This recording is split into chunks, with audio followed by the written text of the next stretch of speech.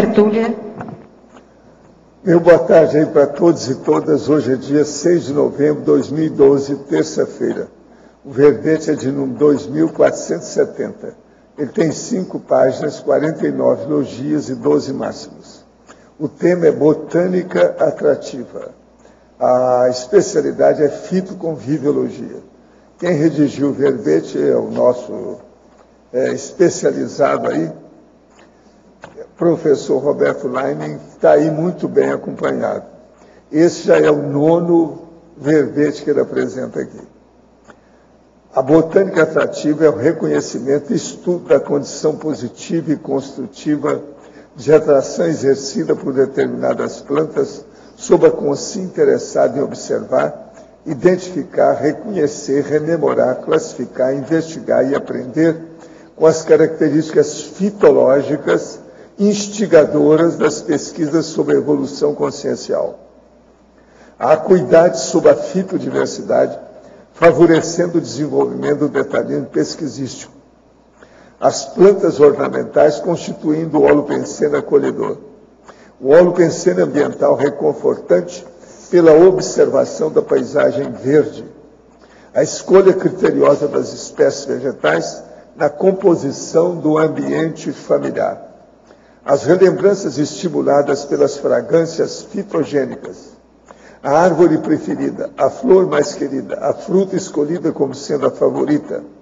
O número 1, o turgor e o sabor das plantas frutíferas conquistando o transeunte a partir do gastrosoma. A autovivência do estado vibracional profilático. O desenvolvimento da sinalética energética parapsíquica específica com a natureza, pela interação mais profunda com a fitoenergia. As diferenças de repercussão energossomáticas entre o reencontro com o mesmo espécime ou com a mesma espécie. A arquitetura arbórea desencadeando dejaísmos.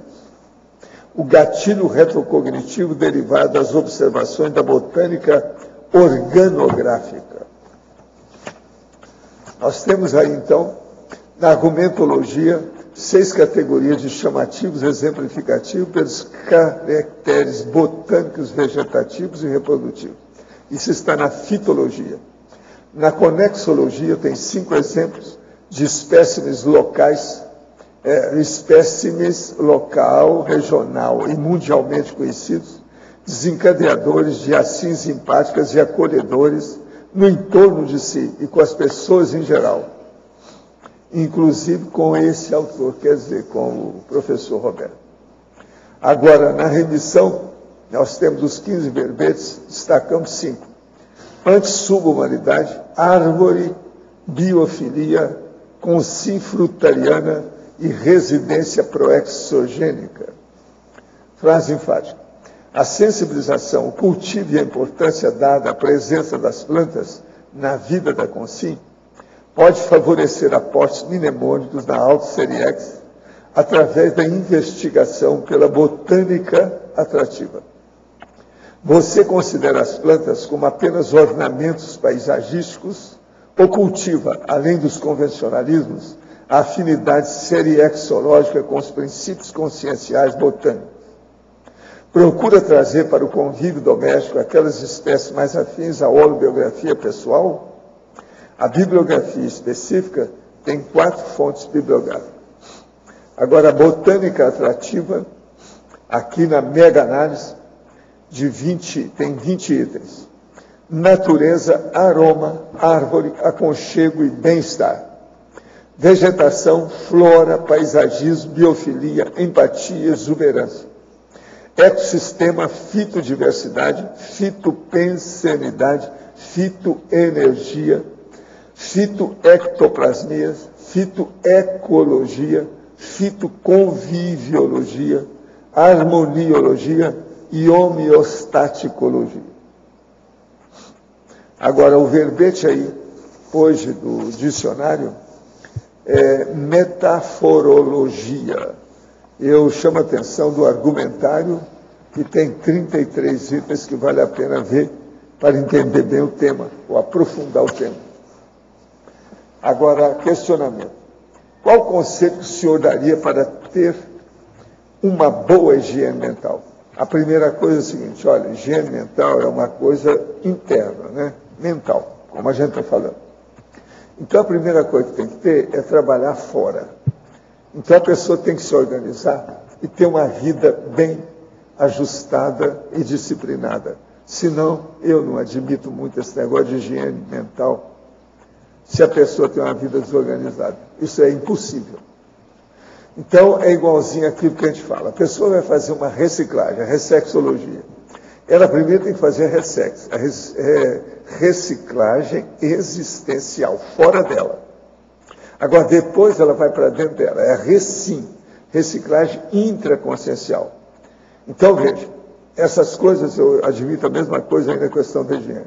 Primeiro, tem que ser a parte centripetar, de fora para dentro, para depois ser de dentro para fora. Isso por quê? Porque as pessoas são jejunas. Elas ficam engatinhando ainda, demora muito. De modo que a primeira coisa, observa os seus bagulhos energéticos se você quer melhorar a sua higiene mental. Primeira coisa, como é por aí. Quer dizer, parece uma coisa assim tão boba, rudimentar, mas não é. A base de tudo está aí.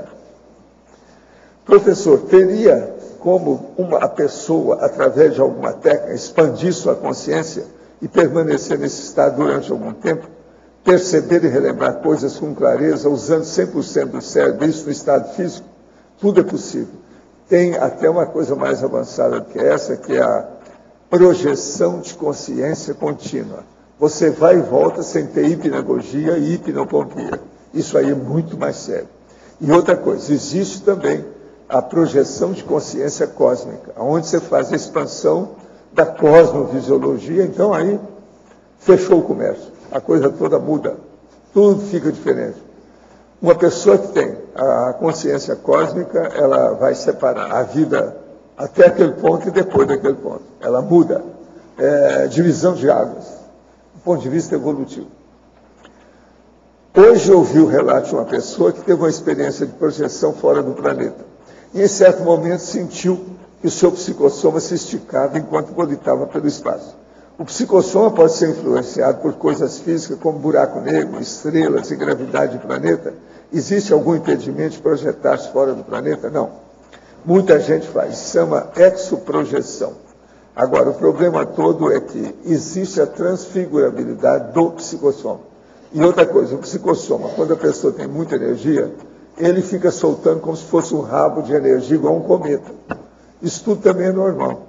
Agora, isso tudo acontece, mas o problema é a pessoa ter lucidez disso e ter energia positiva, homeostática, sadia, para ajudar os outros. Isso tudo também tem que levar em consideração. Agora, ao fitoverbetógrafo Roberto, esse aqui é o doutor Edmundo Doria, aquele lá de Curitiba, você sabe quem é, né? Na Fatologia, página 21, segunda linha. Cada um tem as suas preferências, mas qual? A sua árvore preferida, a flor mais querida, é a fruta escolhida como sendo a favorita? Sim, aí é de cada pessoa, e faz parte da investigação. O verbete, ele traz... Minha árvore favorita é o ipê amarelo, quando ele está florido. Tá certo? Minha flor favorita, se eu for falar, para mim é a Amaryllis, né? Amaryllis. E a sua, qual que é? Fala aí para ele. A minha são muitas, mas, por exemplo... Não pode ser helicônia... É a favorita, está falando aí. Em termos de flor, é helicônia. Em termos de fruto, helicônia das tropicais, elas são bem coloridas. Em termos de fruta, eu coloco ainda a mangaba, é a número 1. Essa é a mangaba, não é a manga, não, né? Ainda a mangaba... Não, a gente permite. Há muita gente mau gosto na vida. A vida é dura. O que mais você tem? De árvore... de árvore são muitas, mas tem uma planta, uma árvore que é da Mata Atlântica, que ela chama Parkia pêndula. Ela tem uma copa que é muito inusitada, assim. Então, vale a pena, quem nunca viu, o nome é Parkia pêndula. Então, ela parece um sombreiro, mas é uma copa muito singular. Então, essa aí. Na Parafatologia, página 21, final da quarta linha. Poderia explicar o gatilho retrocognitivo derivado das observações da botânica organográfica? Isso, por exemplo, isso aí deriva das observações, a organografia é a observação das variações tipo folha, caule, o que cada planta tem de peculiar. Então, às vezes, você pode desencadear memórias a partir dessas observações. Teve um caso que eu tive bem interessante, que me chamou a atenção, um dos motivos que eu frisei isso. Quando eu fui à Europa, uma das curiosidades era conhecer um pouco da vegetação, as florestas e tudo mais. E uma das plantas que eu tinha em mente, não tinha visto nada por internet, é uma planta, talvez pelo nome dela, mas depois eu vi que tinha uma atração maior. Chama bétula. Então, de vez em quando o pessoal faz shampoo, ela é medicinal, tem um monte de aplicações. Daí, eu caminhando e observando, passando de trem rapidamente pelas áreas florestadas, uma árvore me chamava a atenção. Apesar de não ter, a maioria está sem folhas, que era inverno, uma árvore de tronco branco. E aquela árvore sempre me chamava a atenção. E aí, como era uma das que eu queria conhecer, no momento, eu comecei a deduzir pela afinização, pela observação e pela a própria, vamos dizer, sinalética da relação no momento da observação. Daí, ao chegar no Jardim Botânico, isso alguns dias depois de perambular, explorar diferentes cidades, eu confirmei que aquela que chamava atenção era a própria bétula. Então, aí também veio rememorações. Quer dizer, eu tinha tido rememorações antes de confirmar, Mas aí, no Jardim Botânico, eu confirmei. Tinha a planta, a árvore e a placa de identificação. Então, isso foi um exemplo que me chamou a atenção, que eu identifiquei antes de realmente ter, de fato, confirmado. Poderia dar alguma pincelada nos diversos mitos citados em seu verbete Mitologia, página 23? Aí temos vários mitos, inclusive o mito dos Devas, dos druidas, o mito das dríades, ramadríades e as mitificações da botanomancia. Então, os Devas é em relação à crença de que há os espíritos da natureza. Então, cada planta, cada ente, cada figura, cada elemento natural tem seus espíritos correspondentes. No druidismo também tem a questão que pesa muito a sacralização da natureza. As dríades são também figuras mitológicas da civilização grega ou da cultura grega, que se referia aos espíritos das árvores. E a botanomancia já vem das adivinhações. Então, todas elas refletem o quê? As plantas, as árvores, referindo-se a uma superioridade, ou uma divindade, uma representação de divindade. Então, qual que é o mais importante aí? É a gente aprender a desenvolver primeiro as energias pessoais, desenvolver uma sinalética pessoal. E aí a pessoa vai começar a desmistificar com o passar do tempo, o que representa a percepção sobre aquelas plantas. Então, que muitas vezes ela se sente bem, ela se sente revigorada, ela vai junto a uma árvore, uma floresta, ela tem ideias novas, ela se renova, se reconfigura.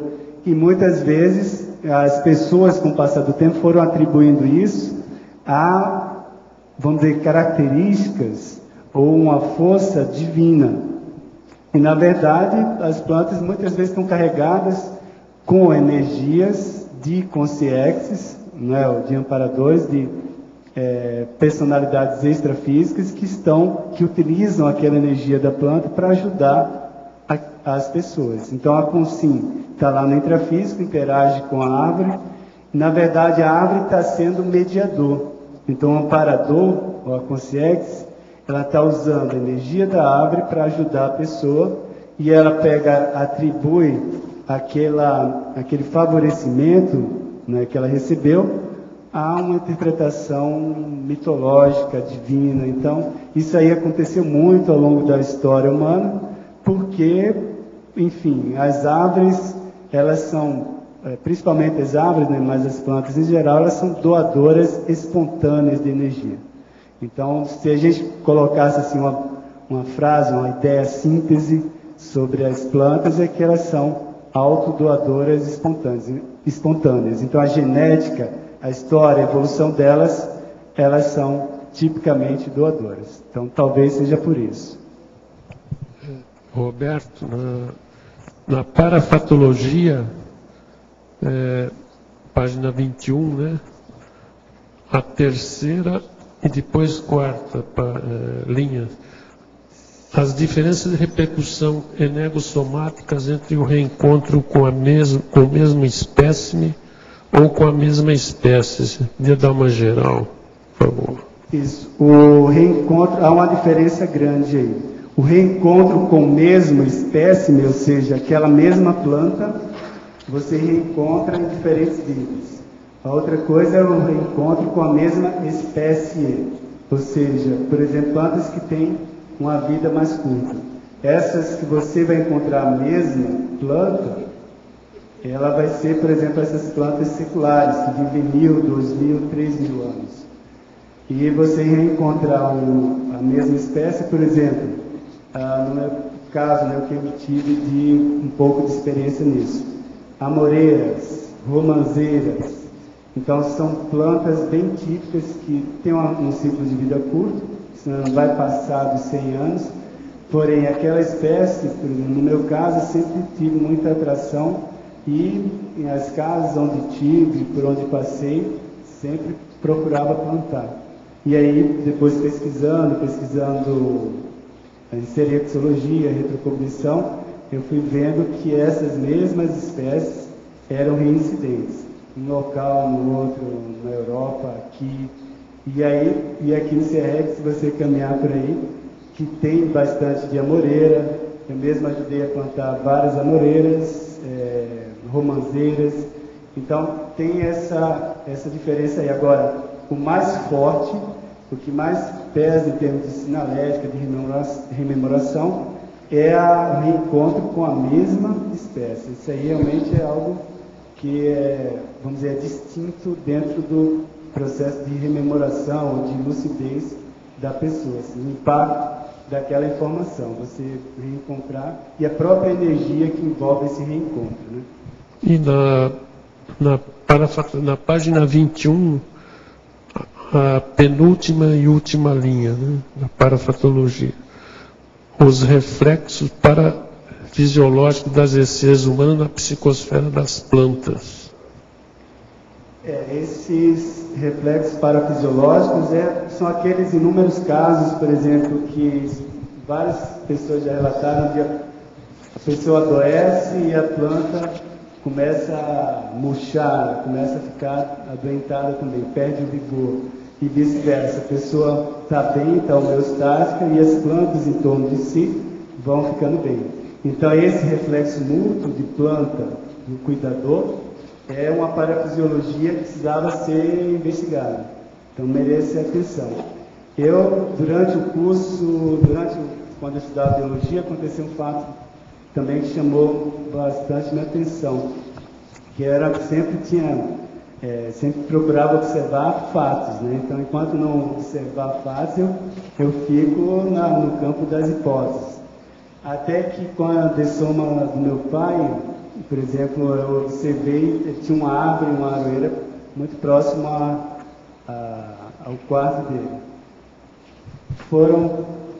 O tempo dele adoecer depois da dessoma, então foram 3 dias depois, eu acompanhei todo o processo, assim, estava em casa e observei como que a árvore foi murchando, foi perdendo as folhas e secou toda.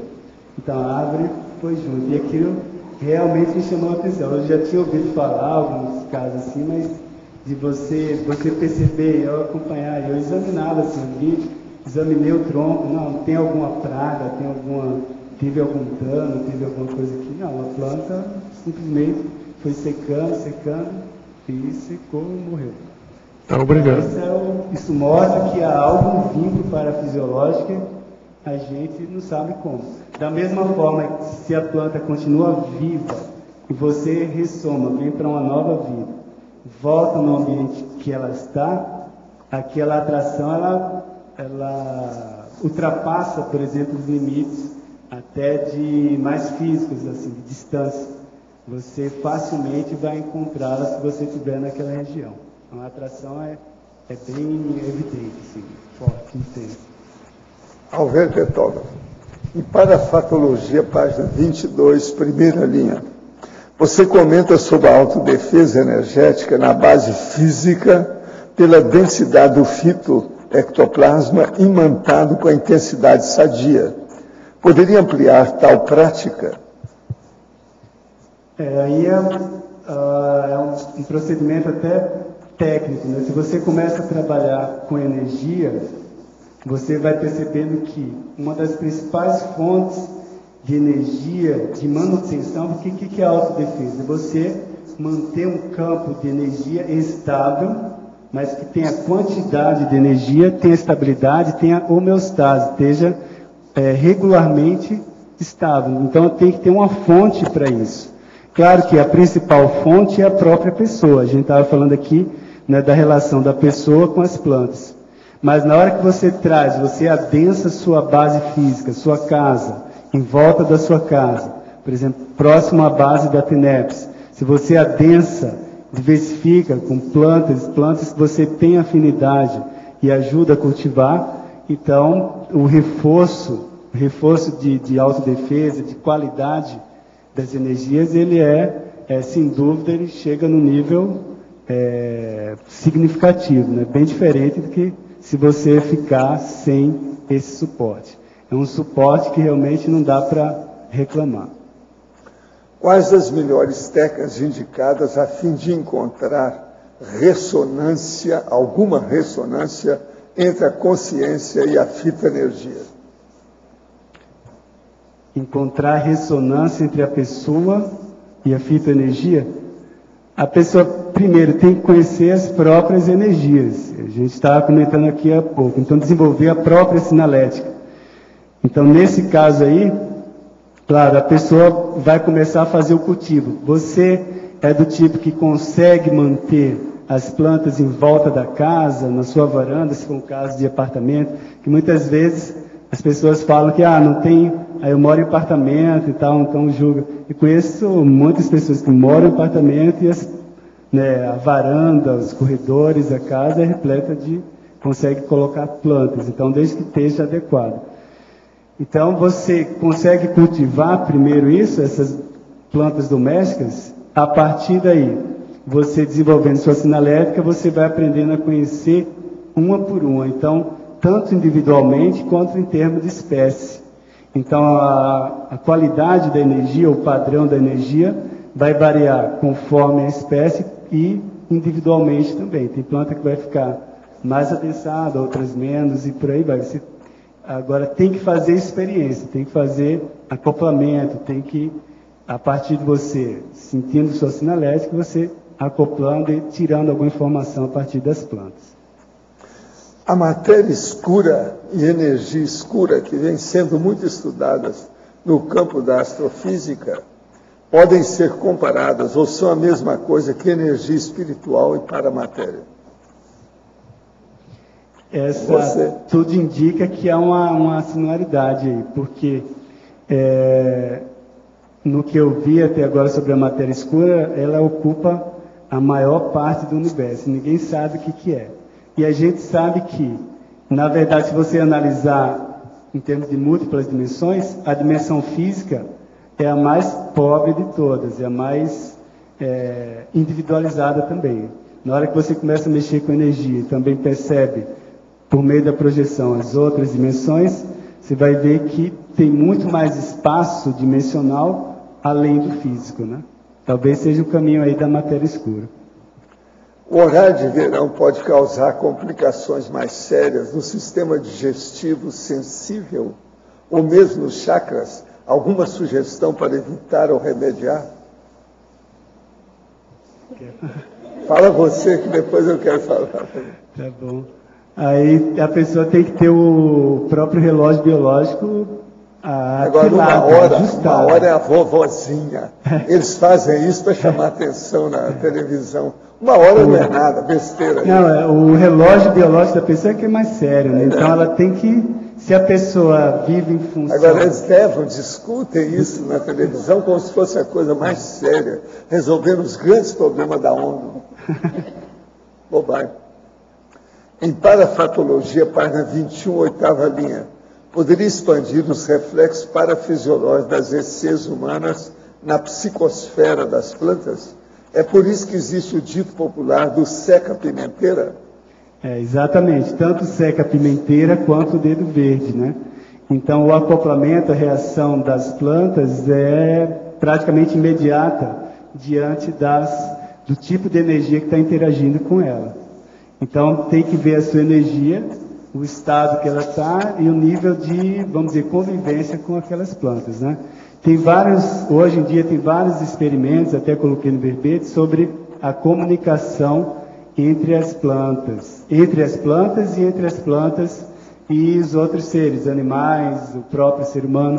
Não só aquele experimento clássico lá sobre detecção de mentira, mas sobre a reação da planta diante de um agressor, diante de um benfeitor e assim por diante. Então, como que as plantas têm reagido? Elas emitem alguns sinais bioquímicos, principalmente, mas a gente sabe que deve haver uma reação bioenergética em torno dessa interação. Então, é interessante estudar isso. No DAC, página 2, em argumentário, poderia relatar o item 6, botequins.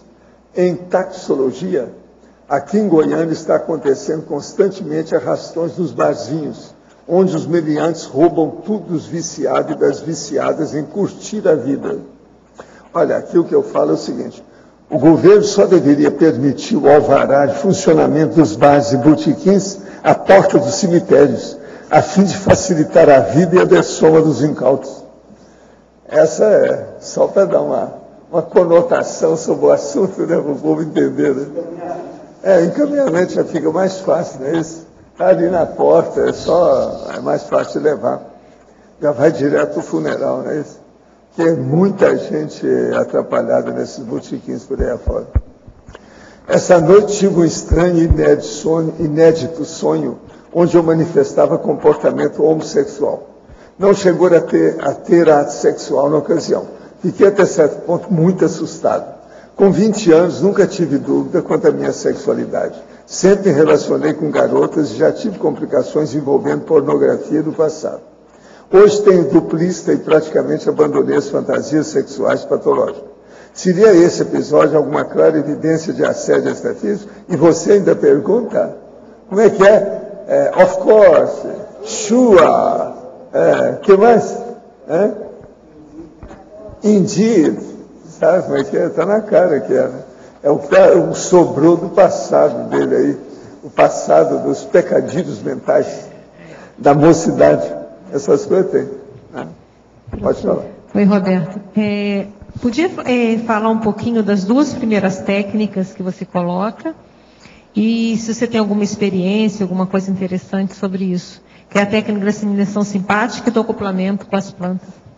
Isso, a técnica da assimilação simpática, você, por exemplo, nas situações é muito interessante você testar ambientes mais naturais, onde teve historicamente menor presença de pessoas, ou seja lá, mesmo que seja visitante ou turista, então aquele ambiente mais nativo, mais primitivo.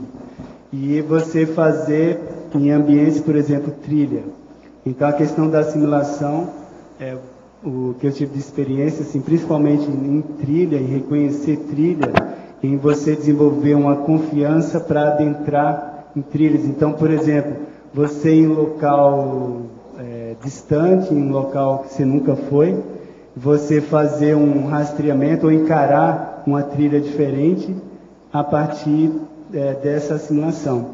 Um exemplo prático que eu passei foi em Tintagel, na Inglaterra, onde no primeiro dia eu desci pela trilha convencional, que hoje é asfaltada, uma estrada, e aí quase no meio do caminho me chamou a atenção da trilha, de uma trilha assim, alternativa, uma trilha pequena, menor, mas que eu sentia a sinalética. Isso mesmo também aconteceu um caso na Alemanha também, onde eu descobri, inclusive, árvores ou um ambiente onde tive mais rememoração.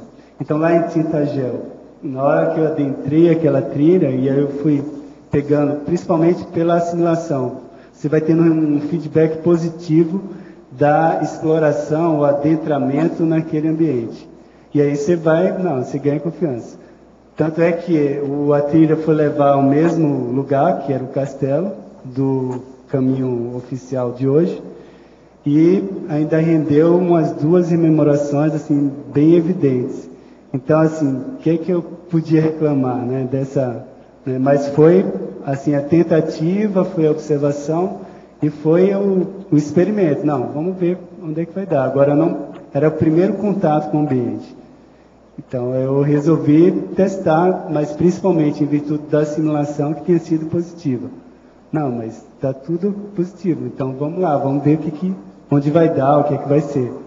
E aí o resultado foi bem positivo. E tudo indica que era o caminho mais antigo, ou alguma coisa nesse sentido aí, que dava acesso ao castelo. E aí, posteriormente, fizeram a estrada, e aí asfaltaram tudo. Primeiro eu fui pelo antigo, e aí deu o resultado. A questão do acoplamento energético comparativo entre as plantas da mesma espécie. Isso é bem interessante do ponto de vista didático, para a gente diferenciar as plantas enquanto indivíduos. Porque você olha assim, você pode olhar, é mato, olha o mato ali. Não, vamos lá no mato, vamos ver a natureza. E aí considera aquela mancha verde como uma coisa só. E não é bem assim.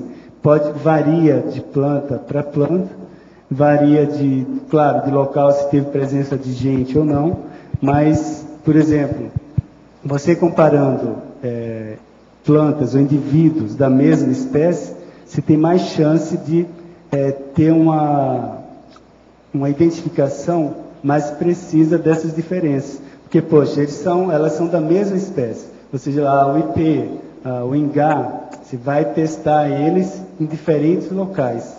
E aí, uma vez a gente fez um experimento aqui com o pessoal da Escola de Parapsiquismo. E aí, uma das pessoas testando lá perto do acoplamentário. Então, testando uma mesma espécie que na hora que você entra, tem uma calçada e tem tipo um corredor com algumas espécies, algumas plantas da mesma espécie. Aí eu falei para o pessoal testar ali. E uns detectaram, não, mas que esse aqui está com mais energia? Por que isso aqui está dando uma reverberação diferente? Aí depois, assim, discutindo aí, o que você acha que é? Qual o motivo que será? Aí depois a pessoa pensou, comparou e, está junto do acoplamentário.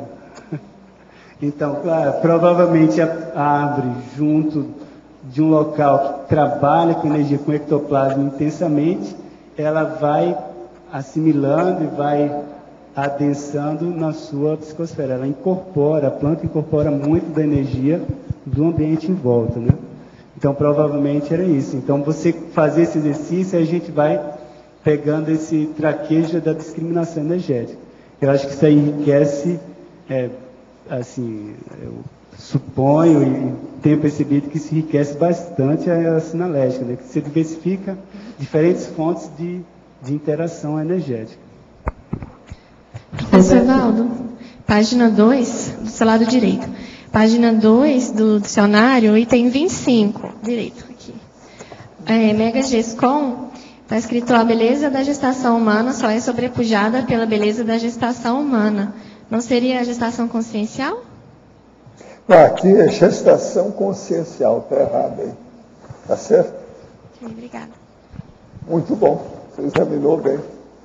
Esse aí eu deixei de propósito para ver o que dava. A turma está lendo. Já é a segunda que fala para mim. Quer dizer, vocês estão lendo, né? Já está valendo.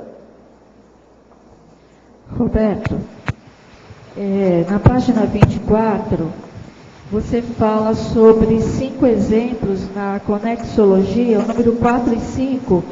Você poderia dizer a localização dessas duas árvores aqui no CAEC, por favor? No CAEC? É. Esse IP, ele é bem conhecido. Vem para cá, ó, tertuliário. A gente está aqui no leste, pega aqui ao norte, então você vai ver o maior IP do CAEC. Então, principalmente quando ele está florido, ele é avistado de longe. Ele fica próximo à caixa d'água aqui. Então, esse aí vale a pena testar a energia dele. Eu citei ele também em outro verbete. Então, ele é secular.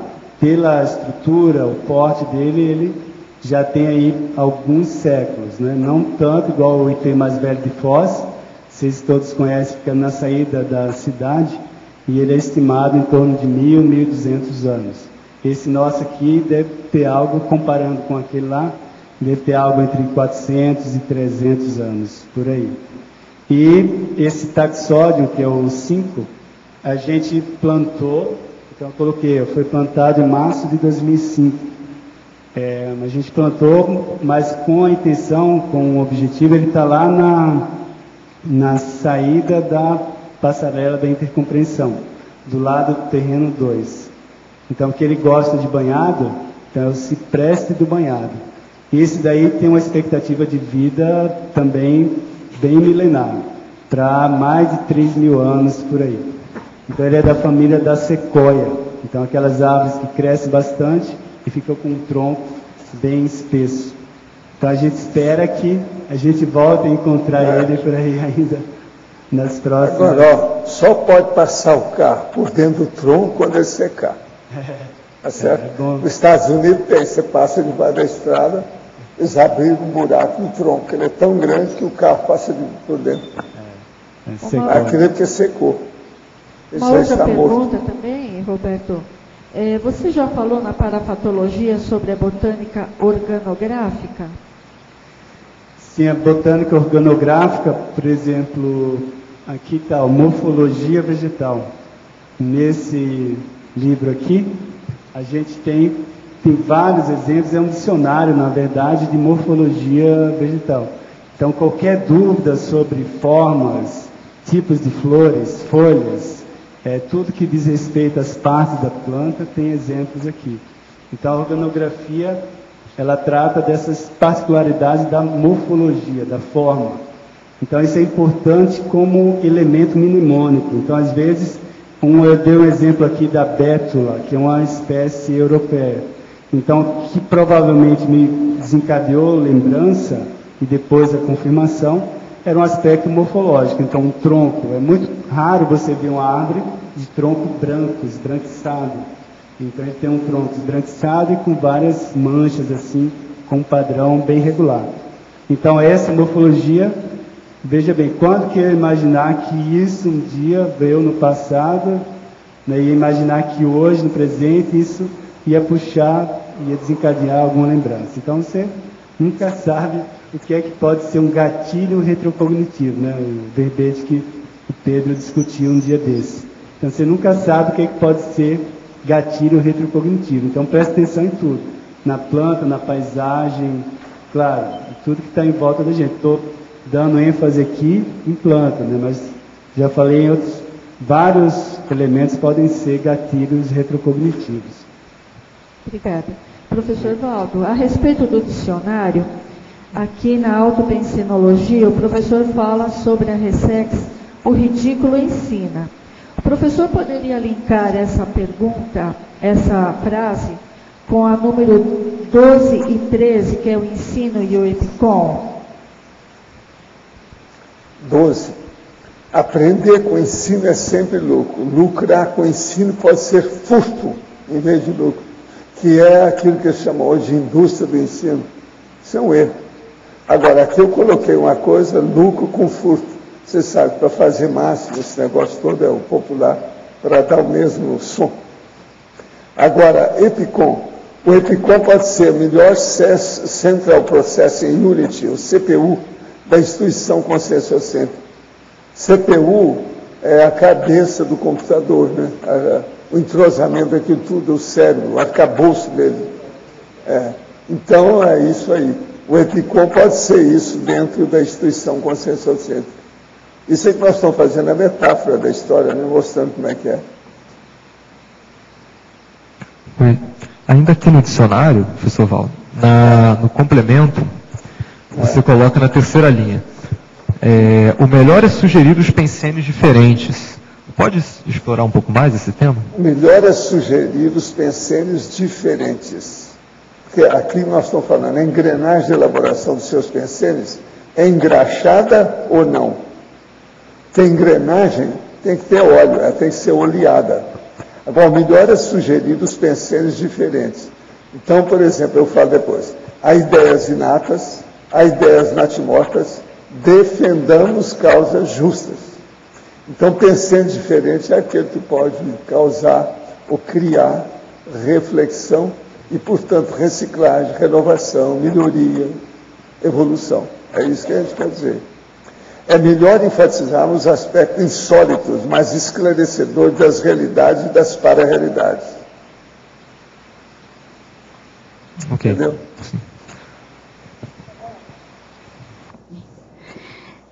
Na segunda linha, de baixo para cima, da tecnologia. A técnica da detecção tátil dos aromas das plantas, evitando o destaque da folha ou flor, né? Você está chamando a atenção aqui com relação à conviviologia, né, com a botânica. Daí eu queria ver se você teria alguma sugestão, porque a gente observa, né, que precisamos das árvores, né, nas ruas, e a Copel precisa, né, podar as plantas. Né? Então, você teria alguma sugestão, né, para lidar com essa situação, né? Precisa orientação técnica, né? Um dos principais problemas que, em geral, a sociedade enxerga ou deduz que as plantas como sendo objetos, né? Que elas sejam objetos. Então, trata como tal. E aí você esquece que tem toda uma vida ali, um desenvolvimento, uma tendência, tem uma genética, tem uma fisiologia. Então, isso aí precisa de orientação técnica para a poda das árvores. Isso aí tem cada poda que realmente terrível, né? São dilaceradoras, né? De toda a planta. E aí você traz o nome de uma grande quantidade de problemas. Que elas muitas vezes adoecem, crescem de uma forma irregular, depois vai ter que fazer outra poda drástica. Então, tudo isso vai pesar na qualidade ali do ambiente. Então, fica uma planta meio doentia e o ambiente provavelmente também vai ficando doentio. Agora, um ambiente que piora muito o óleo pensênio são as árvores castradas, para não dar trabalho no chão, para estar limpando. Em Brasília, eles plantaram um monte de árvore castrada, isso é errado. Aquilo deve pesar contra o óleo pensênio de Brasília. Descastram as árvores para colocar lá, para não dar trabalho, que é para não sujar a rua tanto. Isso é besteira, né? Roberto. Então, devia de escolher uma outra árvore. Usar as plantas para ornamentação, né? Essa questão aí. Porque os japoneses, né, eles têm toda uma técnica para, né, desenvolver ikebana, que corta a flor e tal, embeleza o ambiente, mas, no entanto, tem esse paradoxo aí, né? Que você acaba matando a planta, fica bonita artificialmente, mas... Quanto mais você cultivar, se manter a planta viva, melhor. Né? Você está ali com a fonte regular. Ali você tem apenas a aparência, né? Estética. Então, aliar a estética à vida, né? A bioenergia. Fica diferente, né? Você apenas com um ornamento. Agora, em todo caso, claro, tem plantas que são bem adequadas para isso. Você não mata a planta. Então, elas produzem a flor, você retira ali a folha, ela logo em seguida vai estar produzindo. Então, ela tem um rizoma e ela está produzindo constantemente flor. Isso é o menos agressivo, é isso. Então, Roberto. Ontem, o nosso amigo Idário andou tirando a passarinho lá daquela árvore lá, da amoreira. Sim. Que aquilo é uma peste danada, né? E pode matar a situação. E já estava crescendo. Aquela de passarinho que fica na ponta. É uma parasita. Parasita, aquilo é terrível. Eu sou contra essas parasitas todas e dou em cima. Eles são assediadoras da baratosfera. A pior coisa que eu vi foi a tal casa que eu comprei lá em Itacoatiara. Quando eu cheguei lá, tinha uma árvore lindérrima, sabe, de mangueira, uma enorme. Agora, tinha começado uma figueira dessas brabas, foi envolvendo ela, foi matando pouco a pouco, entendeu? Ela morreu. E a outra morreu junto com ela. Eu vi isso tudo. Foi questão de 3 anos, acabou tudo. Agora, a árvore é enorme, você está entendendo? E a figueira fininha. Foi indo, derrubou tudo, acabou com tudo. Agora, que peste, né? Deve ter algum tóxico, né? No processo dela, né? Às vezes é estrangulamento ou sombreamento, que ela pega mais luz que a... Mas tem um processo de tóxico. Eu acho que tem planta que ela geralmente... Essa lá foi a de assédio, foi a coisa mais séria que tem. Eu levei várias pessoas para ver o que era um assédio botânico sério. Todo mundo via direitinha, sabe como é que é? A mostra em cima da vítima. Que lá ficou terrível. Uma mangueira linda que era o negócio. Né? E o Roberto, em Foz, você já deve ter visto, tem umas árvores até frondosas, grandes, que eles têm uma poda radical. Eles deixam uma poda muito radical. E vários casos aí pela cidade. Isso aí deve prejudicar, né? Sim, isso aí é a falta de acompanhamento técnico do local e própria valorização das árvores no contexto urbano, né? Então ainda é pouco valorizado. Então na hora que, talvez com o passar do tempo, esse problema de sol, de radiação UV, isso talvez contribua aí para valorizar mais, mas geralmente não se tem o devido valor. Então não se quer investir na garantia, no acompanhamento, na manutenção, contratando técnicos ou especialistas para poder orientar esse tipo de serviço. Então faz de qualquer forma, corta de qualquer maneira e aí você tem prejuízo de médio e longo prazo. Eu queria saber qual que é o nome do especialista que cuida de planta, que nem tem um veterinário, qual seria o correspondente na botânica? No caso médico, aí é o fitossanitarista, a pessoa que mexe com a sanidade. Agora ele é o fitoverbetólogo, segundo o Porque se podar a árvore de uma forma errada, pode matar, né? Isso, pode. Exatamente. Não, e às vezes porque não mata, enfraquece a planta. É o que aconteceu com a minha figueira lá. Nunca mais voltou a ser o que era. Meus filhos foram embora. Não, enfraquece e aí você tem toda uma deterioração biológica ali, principalmente por ataques de pragas, né? Eu queria saber, assim, você já foi naquele parque de sequoias que tem lá nos Estados Unidos? Não, ainda não. Queria saber se vale a pena ir. Outra coisa, quando aparece assim planta na TENEPS, não sei se já apareceu na sua, o que poderia ser assim? É para fazer rapport para algum tipo de consciência? Você tem alguma hipótese? A hipótese é essa questão da doação em si, né? Então, o fitoectoplasma, que eu observei assim, quanto mais há uma conexão direta, isso eu percebi, então no quarto da TENEPS, com o viveiro, por exemplo, de plantas que eu mesmo sempre cultivo, sempre tenho viveiro. Então, a conexão é imediata. Não, mas assim, você está na TENEPS e aí... aparece a imagem. Aparece a imagem de uma planta específica. Minha dedução é que seja para estabelecer rapport e pegar energia mesmo, fitoectoplasma. Tá. Outra coisa que eu queria perguntar, uma vez eu estava lá no campus da EAC, que você colocou aqui o Fitolab, né? O Fitolab deles. E estava andando por lá e lá tem muitas árvores, né? E achei bem interessante, assim, porque eu tive uma impressão como se as árvores fossem consciências. Mas eu prestei bem atenção, não era consciex na árvore, era uma impressão, assim, da árvore consciência, sabe? Então lá ainda é muito vazio, não é cheio de gente igual aqui, Mas aí a impressão que eu tinha é assim, puxa, olha quanta gente aqui, entre aspas, porque as árvores davam essa impressão. Então não sei se tem alguma explicação para isso. Acho que você percebeu a individualização das plantas, né? Então é provavelmente isso, porque existe de fato a consciência. Por exemplo, eu estava falando da comunicação entre as plantas. Quando ocorre o dano em uma planta, já se fez pesquisa também em laboratório e observação experimental, de que elas têm um mecanismo de que avisam as outras de que está recebendo algum tipo de injúria, algum tipo de ataque. Então essa comunicação entre elas, como é que ocorre? Porque é só uma reação bioquímica, né? Então, mas de fato mostra que há individualidades aí. Então é provável que você tenha tido uma experiência nesse sentido aí, né? De perceber o grau de individualização da planta. Agora, acho que as pesquisas estão muito iniciais ainda, para perceber o que é a botânica em termos de consciência e a manifestação, como ela se manifesta com energia.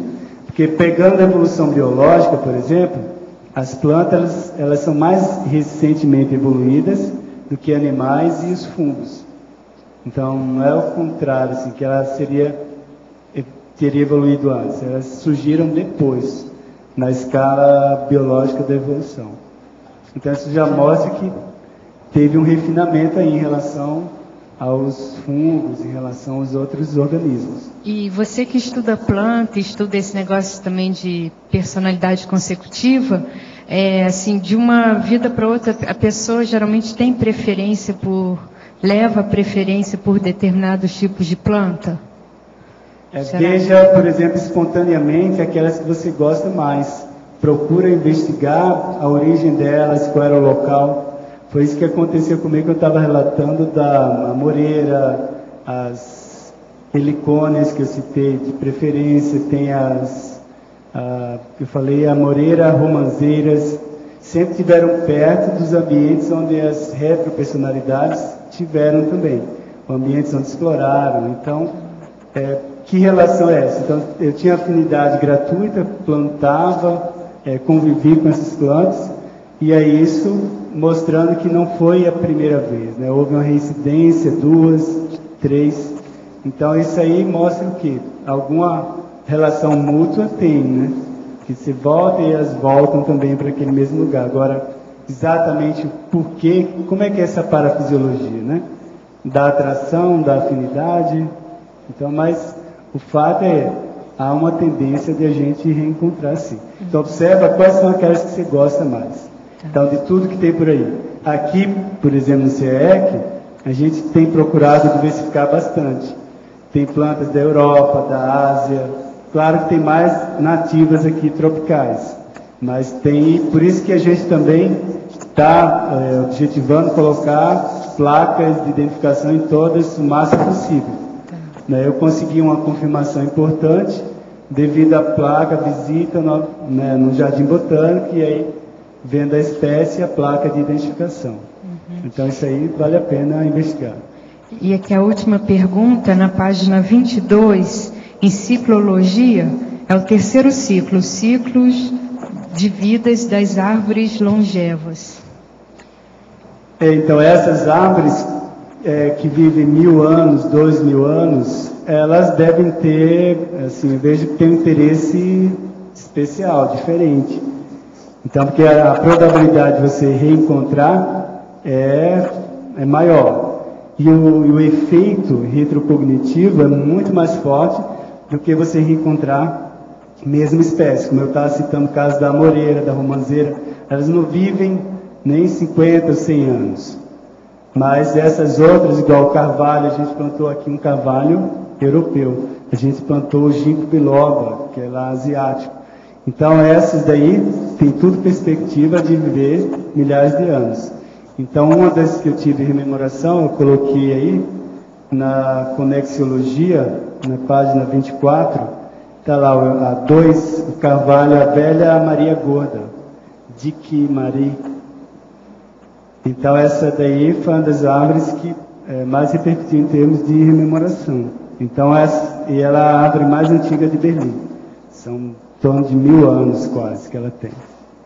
Então isso aí, ela é diferente. Então a repercussão que dá em termos de sinalética e de rememoração é muito, muito mais forte do que você reencontrar com espécies afins. Gente, eu queria aproveitar para mandar uma mensagem aqui para a equipe dos bustos aí do CEEC. Aí é o Júlio Dias, é o César Cordioli, e aqui nesse caso também a Malu Malona, para eles verem, para fazer o busto do professor Osmar Ramos e do doutor Paulo Ronay, aquele que foi o formador de tradutores no Brasil, húngaro, que viveu no Brasil, ele era fora de série. Tá? Vamos fazer os bustos desses aí, que é muito importante para nós, do ponto de vista de alta cultura. Tá certo? Fica o registro, porque não tem ninguém aqui hoje, então a gente tem que... De vez em quando eu falo, vivo online. Vamos ver o que dá. Fica registrado. Roberto, Rosa, essa questão do mito dos devas, eu sei que realmente é mitologia, mas você havia falado que algumas consciências podem tentar dar uma mensagem a outra consciência através da energia desta planta. Pode haver uma transformação, assim? Isso, mas você fala transformação de... em um elemental, por ela, por essa consciência, para poder comunicar. Para passar a mensagem, às vezes vale daquilo que o amparador, a consciência, vai se utilizar dos ícones ou do imaginário que aquela pessoa carrega da sua cultura. Então, muitas vezes, ele vai assumir formas distintas, mas desde que passe uma mensagem ou informação específica que vai ajudar a pessoa. Então, isso que a gente observa que acontece. O Roberto, a Marlene, são candidatos a devas, né? É bom lembrar disso. Tem um pé lá. Aqui tem vários, né? É o clube é grande. Então, o recurso que a consciência usa nessa comunicação, até porque existe uma energia comum entre essas duas consciências que estão se comunicando, é o arcabouço arquétipo da consciência que está receptora. Isso, a receptora. Então, daí que surgiram esses vários mitos e... É bom a gente conhecer que tem uns devas também moderninhos que estão começando a aparecer. É o Roberto ali, o Ari também, porque o Ari é muito sério, né? As paixões dele pela orquídeas. Orquidofilia. É esse aí pelas borboletas, cada um tem o que pode, né? Faz o que pode. Deve ter mais, né? Deve ter mais. Então, os devas atuais seriam aqueles investidos dessas energias, né? E é o que tem a mão verde, o braço verde, o olho verde, tudo verde. A turma dos verdes. Quem dá força, defende, valoriza e aí procura trabalhar diretamente com essas energias, né? Então a gente tem uma série de amparadores aqui que trabalha só a pessoa caminhar um pouco pelo campo CEEC. E nesses bosques, a gente citou em outros verbetes diferentes bosques que a gente tem aqui, pode parar para fazer experimentos com energia, com planta, que logo a pessoa vai sentir a presença se incentivar mais a caminhada energética nas trilhas aí, né? Já faz algum tempo que eu não vi ninguém falar nisso. A gente tem... Agora já está quente, está no verão, pode fazer. Além das calçadas, dos bosques, a gente tem trilhas por todo o campus. Passando daqui para o discernimento, então a pessoa pode fazer diferentes experimentos, comparando, né, até espécies e o próprio ambiente, ver como é que ela reage com aquilo ali. Como é que melhora a sinalética? Será que melhora? Eu não tenho dúvida que não é possível a pessoa sair de uma caminhada dessa, que ela vá testar, trabalhar com energia, se ela não vai ter algum incremento com a sinalética. Então, a gente desafia aí. Eu caminho quase que, estando aqui no CEEC, quase que diariamente entre mini tertúlia e tertúlia. Então, estou observando essa parapercepção. E você caminha quanto e aonde? Eu caminho sempre daqui, saindo daqui do caminho da lógica, e vou lá perto da casa do Roberto. Hoje eu estive lá, né, vendo você lá. Você passa pelo rio tudo? Passo pelo rio. Bora, a dona é brava, hein? Sempre, vocês vezes me vê lá, né? Então eu sempre faço isso. E estou observando, isso que eu perguntei sobre os elementais, é que tem uma planta, especificamente uma planta, até que eu não tinha uma predileção por ela. Ela não é uma orquídea. Até que não era uma ela está fazendo concessão. Mas ela, quando eu passo, eu vejo assim, tipo, me parece assim. Ela deve estar saudando ela com energia quando ela passa. Foca assim como se fosse uma flor amarela. Aí eu volto como se essa flor tendesse para onde eu vou caminhando. Aí eu volto, eu vou tirar aquela de tirar a prova, né? Quando eu volto, eu vou até perto dela. Não tem flor nenhuma. Então, assim, o que será isso? Alguma comunicação, porque antes, agora não. E, de uns 2 anos para cá, não tenho tido essa aproximação, não. Mas antes, havia um xamã que, quando eu percorri aqui, eu senti ele atrás de mim até perto do complementar. Aí eu disse, será que eu estou fazendo alguma comunicação com ele? Ele está querendo me comunicar alguma coisa, né? Porque, assim, essa planta, eu vou procurar saber o nome dela, mas é sempre com essa planta. Tem que repetir experimento. Às vezes tem alguma afinidade mais específica ali, ou às vezes... Ela está invadindo os domínios da Rose Gardner. A Rose Gardner, eu sinto a presença dela. É problema de rosa. Eu faço ele sentadinha lá no banco, sinto... tem mais de uma dúzia de rosas aí. Agora a pessoa tem que fazer a experiência e repetir, não cansar. Não pode querer um resultado logo, quero saber logo que... Agora, de experiência, melhor que tem aquela de colocar 6 vasos com a mesma planta, da mesma época, mesma idade, tudo igual, em vasos diferentes. E a pessoa trabalhar só com vaso durante a temporada. Aí ela vai ver que aquela planta cresce mais que as outras. Então, aí ela vê, eu tenho energia, eu posso comandar. Você está entendendo o processo das plantas? Agora, isso é impressionante. Por exemplo, em Samambaia, dá um efeito imediato. Ele é impressionante em Samambaia. Elas são mais primitivas, talvez por serem mais simples, deva ter uma reação mais imediata, né, mais forte. Roberto, eu acho que a Rosa devia trabalhar com esses vasos. Você ia ter muita surpresa com isso, mas até das suas energias.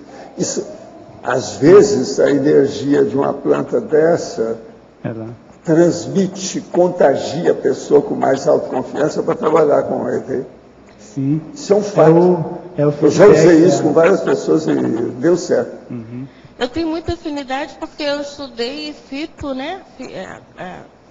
E também homeopatia, né? Então eu tenho uma afinidade, mas eu deixei um pouco de lado, mas eu quero retornar. Eu sei que elas estão me cobrando. Entra em contato com a tuia occidentalis, que aqui tem muita.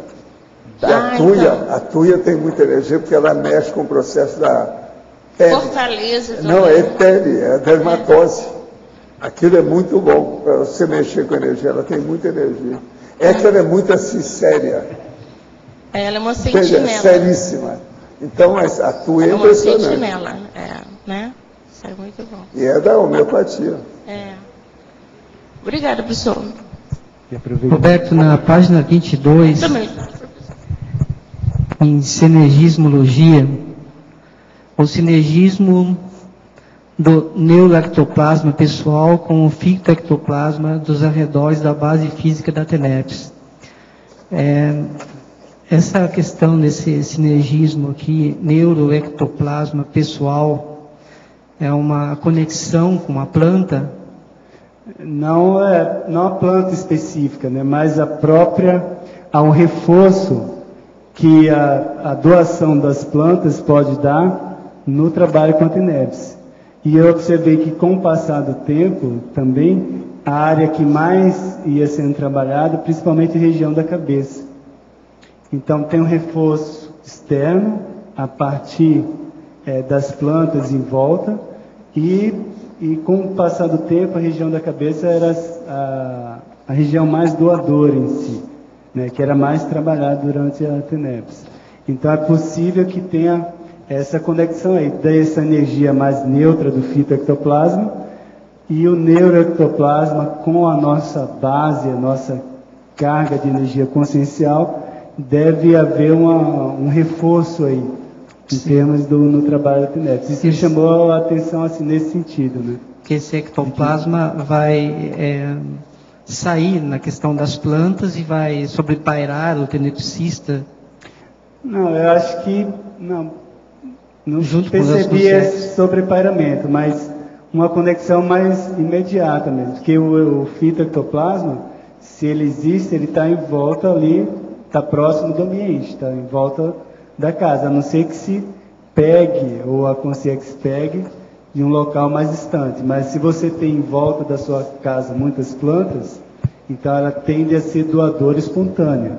Uhum. E aí, então, o que eu chamei a atenção é que isso deve haver um reforço, pelo que eu percebi, do que a gente doa a partir da região encefálica, né, do cérebro, da cabeça, junto com o que vem das plantas.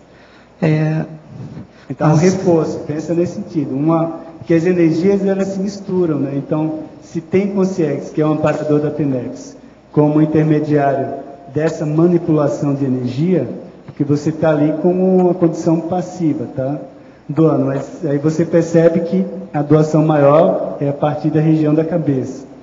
E aí também percebe que há um reforço do ambiente do entorno, que é carregado de plantas. Então é pensar nessa combinação aí.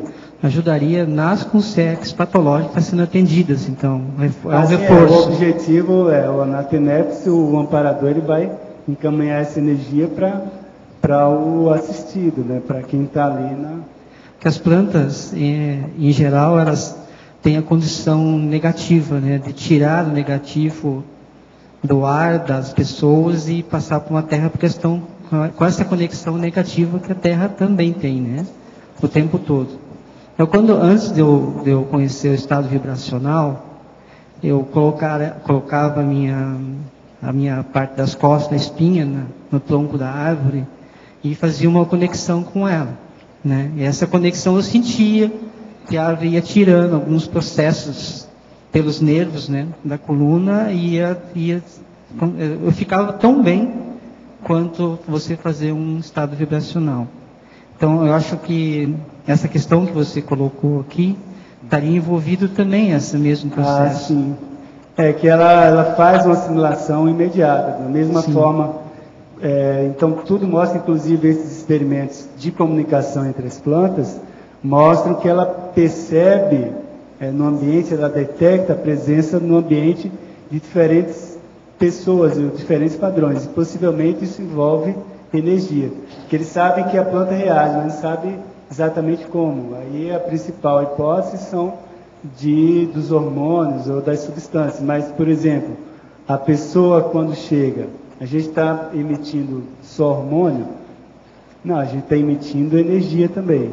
Então é provável que ela assimile, ela detecte diferentes padrões de energia. Agora, a gente tem que aprofundar isso, tem que testar mais e teria que pesquisar do ponto de vista, acho que extrafísico para ver, né? Da assimilação dela, né? Agora ela faz assimilação, sem dúvida isso é fato. Uhum. Agora, o ideal é que a gente comece a conduzir esses experimentos, né, de testes, porque a planta ela tem a fisiologia dela, natural. E aí vamos ver como é que a gente entra nisso para fazer os experimentos e também deixar a planta bem, né?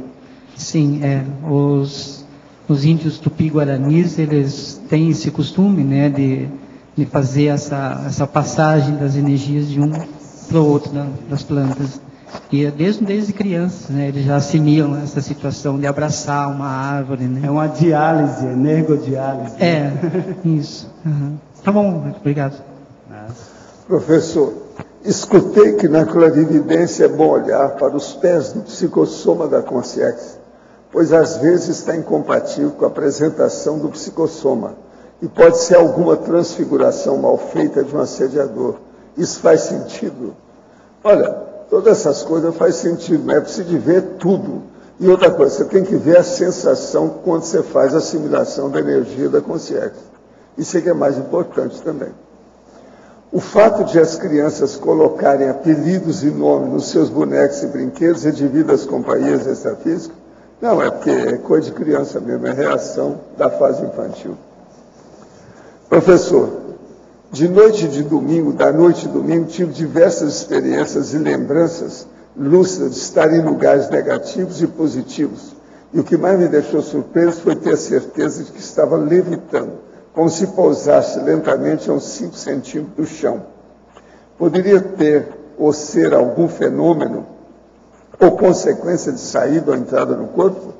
Na segunda-feira estava muito energético, via luz nas pessoas, sentia o energossoma forte. Isso é normal? Você está desenvolvendo o processo. Isso aí pode ter sido, sim, uma projeção semiconsciente. Professor, em um dos RCP2 que fiz, conversando com o professor, ele me disse que parece que sinto saudade do período intermissivo. Muitas vezes me sinto só, mesmo rodeada de gente. Essa sensação, vez por outra, volta e penso que está se instalando a depressão. Além do trabalho com as energias, o senhor poderia me ajudar a entender o que se passa? A primeira coisa, procura fazer mais assistência aos outros para resolver isso aí. Não é bom a gente ser autista ou ficar numa posição dessa, não. Sempre é bom. Vamos ajudar os outros que a coisa melhora. No livro manual da TENEPS, página 72, quarto parágrafo, terceira linha de baixo para cima, o senhor comenta: o mitridatismo energético adquirido no serviço assistencial é passo inicial decisivo para a consciência libertar da serialidade das existências humanas. Estou estudando e me organizando para iniciar a TENEPS. Participei recentemente em grupo mediúnico para observar a fenomenologia e vi algumas assimilações nas quais o médium mudava totalmente com aparente perda do domínio das funções do corpo. Bloqueei tais acoplamentos e fui chamado a atenção dizendo que tinha que dar passagem. Esse tipo de trabalho em tese assistencial é o que leva a condição de mito-idatização ou de mito-idatizado, da forma que o senhor se refere no manual. Como saber se a sessão não era comandada por guia cego? Na TENEPS ocorre esse tipo de acoplamentos, o amparador manipula apenas energia que exteriorizamos para fins terapêuticos. Olha, a TENEPS é diferente de tudo isso aí e a pessoa vai desenvolvendo o processo parapsíquico cada vez mais. Agora, o caso todo que você está interessado, é o mito-idatismo, é o seguinte: a pessoa chega num certo ponto que as energias já não fazem tanto problema em cima dela. Ela fica, então, repudia aquilo com naturalidade. Então, isso tem um nome. Como é que é o nome? Quando a gente não... Você não pega. Refratariedade energética. Então, é isso que você tem que começar a estudar. Agora, TENEPS não tem nada a ver com isso, não. Não precisa de fazer prece, não precisa de acender vela, não precisa de nada dessas muletas. É você resolver o processo junto com o amparador de função. Pensa nisso. Agora, é por aí que a gente vê as coisas.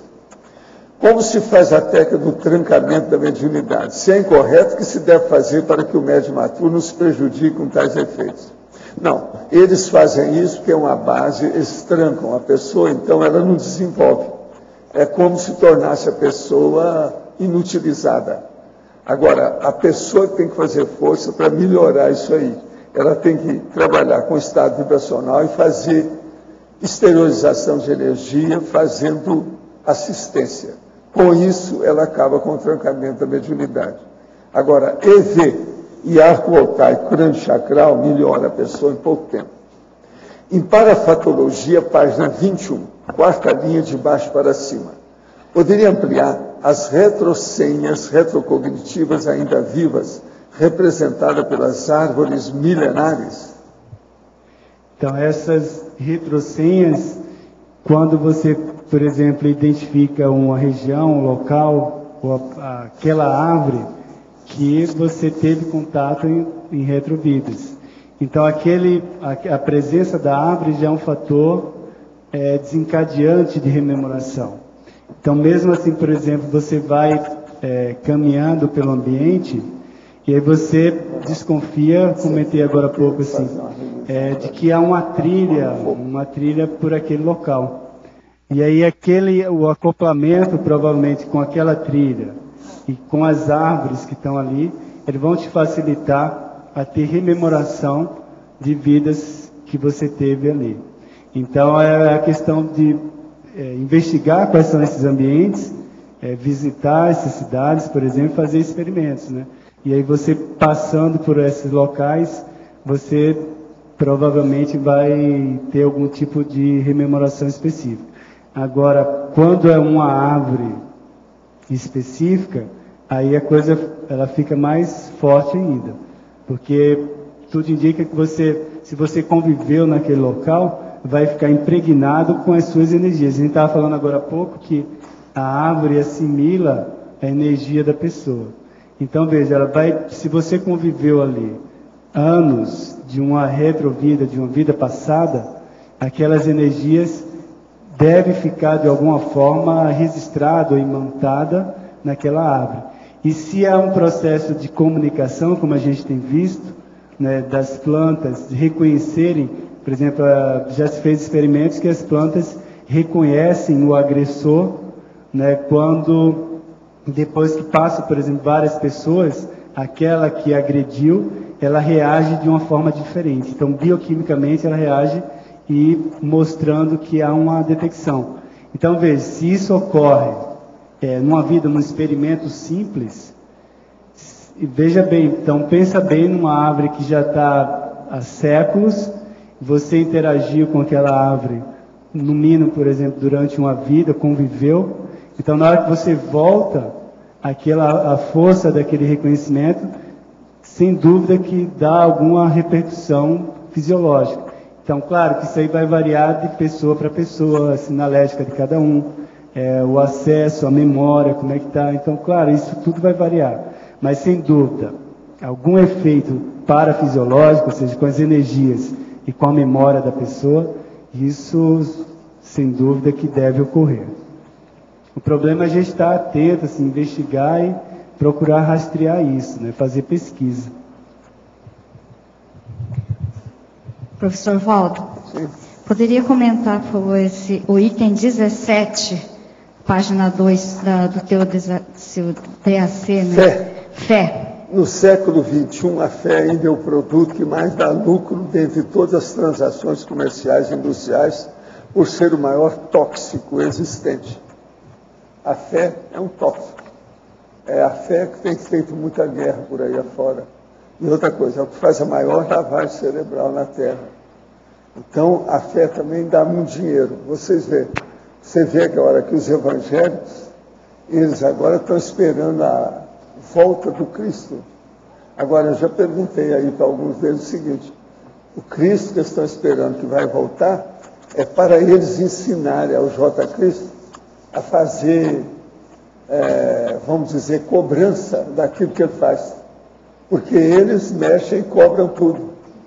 Fala que é isso, que é aquilo, mas é tudo dinheiro. Estão ficando cada vez mais ricos.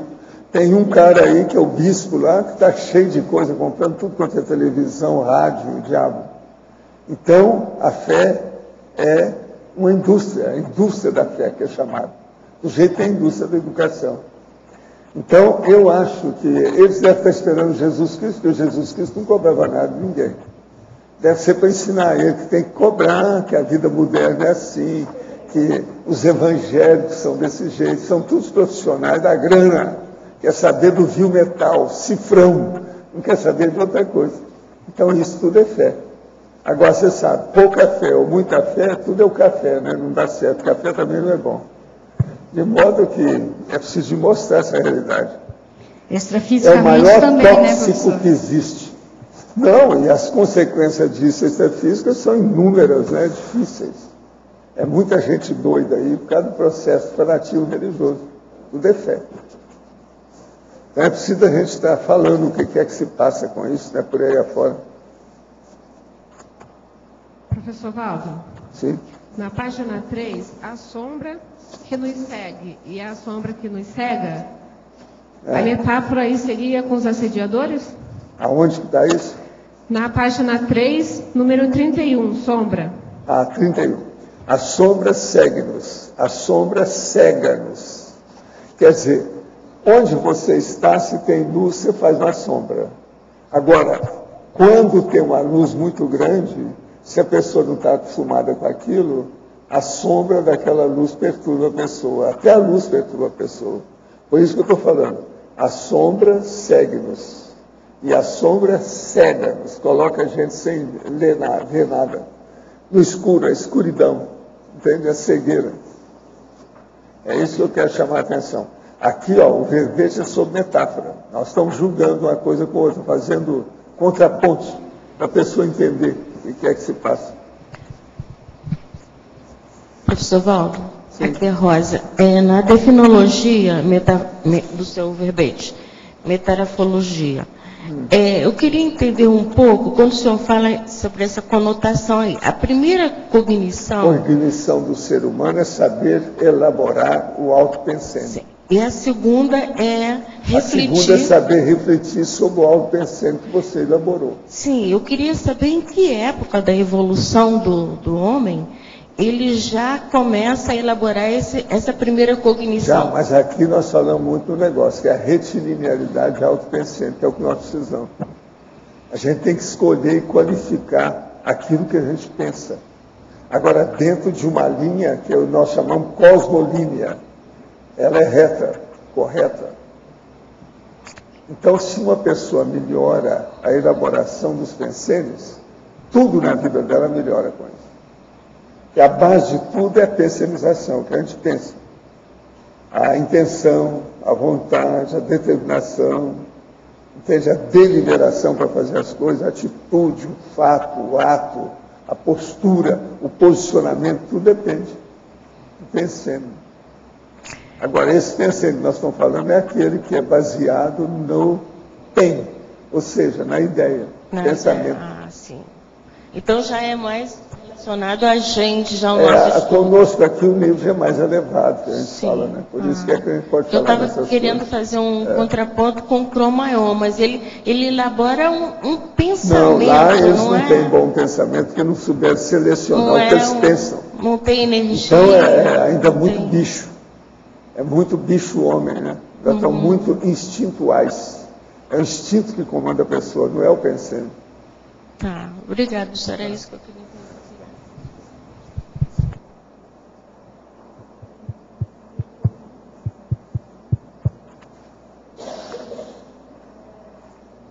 Roberto, aqui na página 21, na fatologia, na terceira linha de baixo para cima, o hábito de não sair de mãos vazias após qualquer expedição aos ambientes naturais.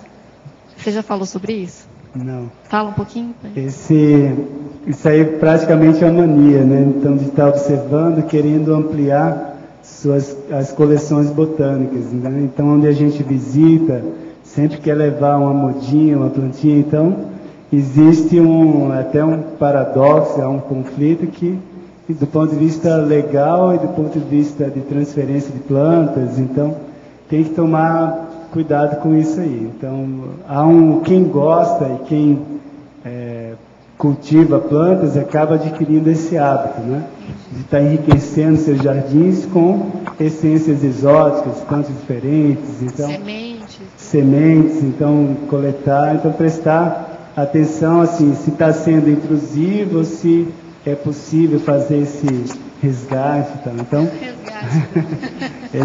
essa afinidade. Então, por exemplo, eu passei por uma situação crítica também dessas plantas que eu encontrei no passado, e aí aquela vontade de trazer como é que eu vou trazer um exemplar desse para cá, então dá vontade mesmo de você trazer para perto aquelas plantas que você reencontrou, né? Mas aí você consegue dar um jeito, informar no Ministério da Agricultura, está trazendo e tal. Então, Roberto, vale a pena você ficar atento a isso, principalmente essas espécies afins, que você reencontra uma vez, você não vai saber quando que vai reencontrar de novo, tudo, né? Então, vê se dá para adquirir e Agora, esse é um hábito que acaba sendo aquela cachaça, né? Então você acaba enriquecendo tudo. Agora, é muito comum, às vezes, você vê em áreas meio que degradadas, abandonadas, você passa e aí vê a planta está meio que jogada lá. Então, às vezes, você consegue coletar uma planta, uma árvore que foi derrubada, Então, você passa lá e faz um resgate, então, da semente.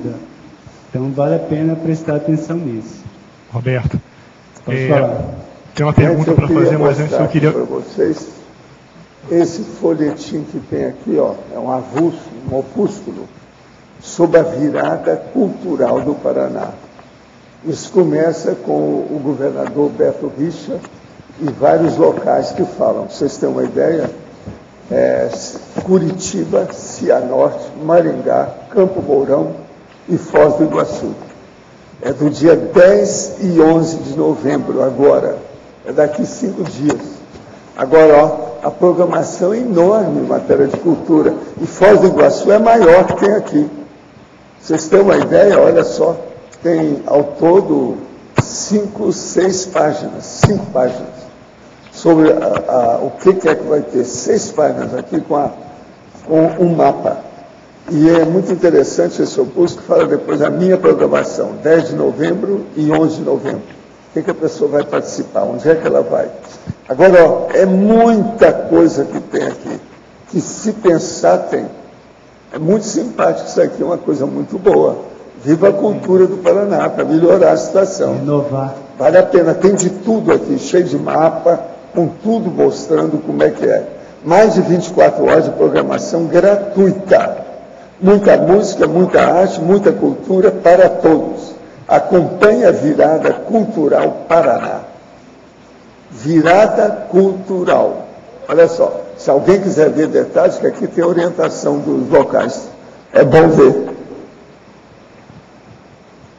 Roberto. Moro em apartamento e cultivo algumas plantas dentro de casa. Minha flor favorita são os crisântemos. O cultivo do peitoril da janela da minha alcova. Qual planta é mais indicada para estar próxima à alcova? Aqui você sente a afinidade, não seja tóxica, não seja alucinógena, não tenha nenhum estigma cultural. Aí é questão da escolha pessoal, né? Mas prestar atenção nisso. Tem plantas que emitem toxinas, outras têm muito pelo que pode causar alergia, outras emitem grande quantidade de pólenes que podem também provocar intoxicação ou alergia. Então, mais questão de prestar atenção nisso. Dos grupos que são mais cultivados, tem algumas suculentas, né? São bastante cultivadas em ambientes internos ou áreas assim de apartamento, tudo que elas se dão bem na meia sombra e não tem muito problema de alergia, de intoxicação, né? As plantas suculentas, aí tem várias famílias, né? De cactáceas, euforbiáceas, aí esses livros de botânica podem te ajudar melhor.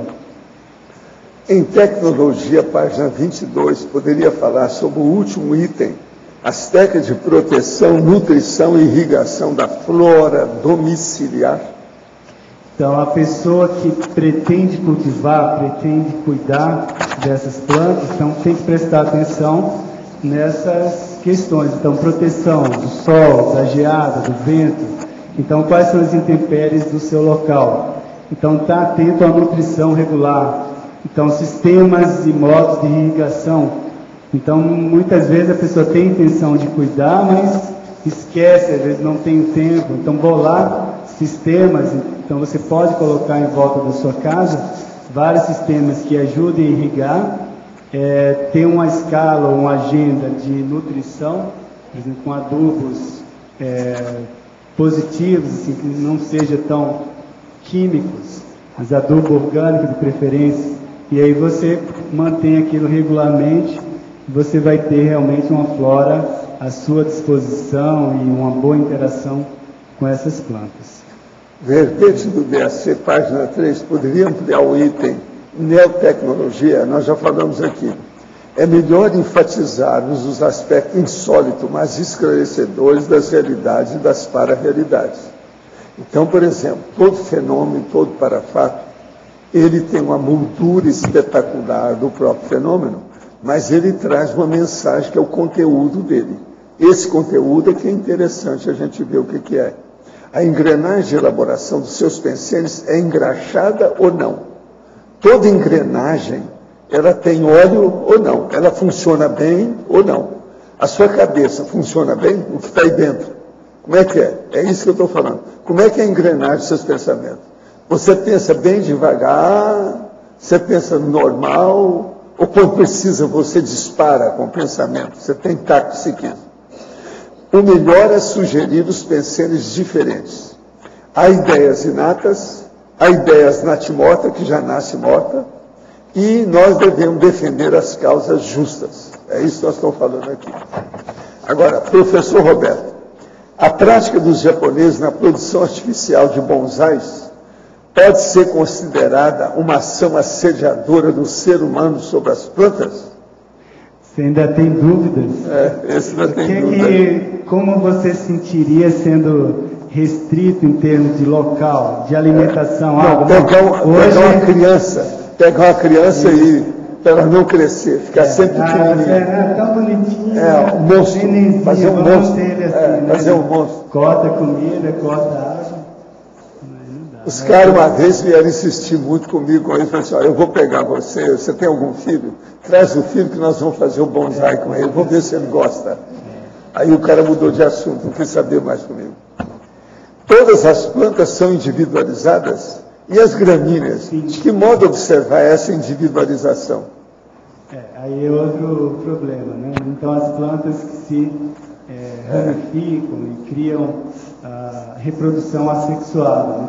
Então, qual seria o nível, onde estaria a individualidade? Tudo indica que algum grau dessa individualidade deve existir, porque sempre que há reprodução, é de uma parte, né, da planta e aí ela se desenvolve numa outra entidade, numa outra individualidade. Então, talvez seja aí esses momentos da partição, da divisão. Você sabe que já teve gente que deu como hipótese para explicar os ovoides lá que André Luiz fala, como sendo a semente, que o cara voltou a ser semente. Por isso que é ovoide, entendeu? Agora aqui, sobre a questão da dieta frutariana, toda vez que faço ingestão de melancia ou abacaxi, acaba passando mal. Já maçã, kiwi e goiaba caem muito bem. Por que ocorre isso? Suas predisposições bioquímicas, né?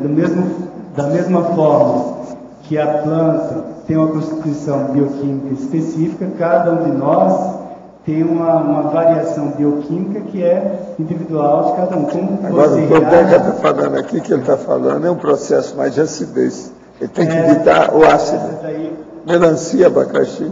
O abacaxi tem enzimas e ácidos bem distintos, característicos. E a melancia, toda a família melancia, melão, a abóbora, essa família aí tem características de compostos, tem tanino, tem compostos mais complexos, que são de difícil digestão. Então, muitas vezes, pessoas têm dificuldade de digerir, por isso causa um incômodo, né? No verbete do BSc em taxologia, poderia ampliar o 1, 17 e 27. 1. Álcool. O álcool é o maior amigo da dessoma prematura. Quer dizer, o cara que quer morrer mais cedo, começa a beber cachaça por aí, que ele vai longe. Isso é ótimo. Mas ajuda muito a pessoa a dessomar mais depressa. Então a turma da funerária, às vezes, gosta muito disso. O pé na cova. Agora, é pé na cova que chama. 17, a fé. Esse aqui eu acabei de falar aí há pouco. No século XXI, a fé ainda é o produto que dá mais lucro dentro de todas as transações comerciais e industriais, por ser o maior tóxico existente. Olha bem o que é que aquele bispo que está por aí está fazendo com a mídia. Aí você vai entender. 27, perfeccionista. A jovem bonitinha é tão perfeccionista e certinha que engoma até as calcinhas. Porque essa ninguém vai ver, só ela, só o namorado dela ou o marido. No entanto, ela engoma as calcinhas. Quando engoma, ela fica mais difícil de vestir. Pode até machucar, mas ela engoma. Eu já vi mulher assim. Entendendo? Nos meus estudos lá, de fazer as coisas em matéria de plástico, Agora veja, uma mulher que engoma as calcinhas, ela deve estar batendo algum recorde, que a gente não sabe bem como é que é. Mas alguma coisa de perfeccionismo tem nisso, não tem não? Vocês não acham? Eu garanto que aqui não tem ninguém que faz isso, e nunca fez. Professor Valdo, menininha. Professor Valdo, Sim. por gentileza, Sim. pode incluir a número 5? A número 5. Na página 2. Sim. Autorreflexão. O ato de falar sozinho é a dialética da autorreflexão. Uma coisa muito séria. Qual sentido? Isso aí é um negócio controvertidíssimo. Por quê? Pela psiquiatria, uma pessoa começa a falar sozinha porque está pirada. Isso é um erro. Isso. Não é. Porque às vezes é o modo da pessoa expor o que ela pensa para si mesma e fazer a rememoração do que ela está trabalhando. Isso é uma técnica intelectual, cultural, positiva. Eu não vejo isso como coisa errada, não. Pois é, mas olha, é só eu que falo isso. Eu me Por todo lado eles falam. Se a pessoa está falando sozinha, que ela está doida. Nem sempre.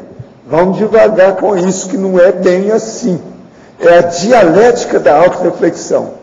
Então, por exemplo, vocês já viram eu falar aqui, mas não, essa pessoa está pensando alto. Esse pensando alto, às vezes, é isso. Entende? Outra coisa, é muito importante, às vezes, quando você está fazendo, por exemplo, um programa no computador, que está dando muito problema lá, seja um arquivo, uma coisa que você está passando, e que entra números.